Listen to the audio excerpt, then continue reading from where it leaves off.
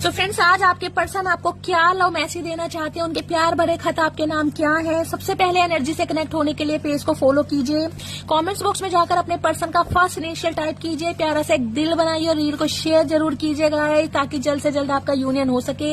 Let's see आज आपके person कौन सी 3 बातें हैं जो आपको बताना चाहते हैं। यू फील लाइक होम का ये इंसान कहना चाहते हैं, जब भी आपके साथ होते हैं इन्हें लगता है जैसे इंसान अपने घर में है। होम वाली फील कहीं ना कहीं आपके साथ फील होती है, क्योंकि इंसान कहीं भी चला जाए उसका सुकून उसका घर होता है। तो आपको कहीं ना कहीं ये इंसान ऐसे लगते हैं कि जैसे आप इनका सुकून है।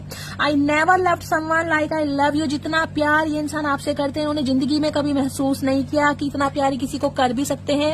ये सोचते भी हैं तो गाइस इन्हें डर लगने लगता है कि ये इतना प्यार आपसे कैसे करने लगे, कब से करने लगे, can you accept me as I am. लेकिन कुछ बातें आपसे छुपाई गई हैं, हो सकता है इन्हें डर है। अगर सच्चाई आपके सामने आ गई तो आप इन्हें रिजेक्ट कर देंगे। You are always on my mind guys, 24/7 आप इनके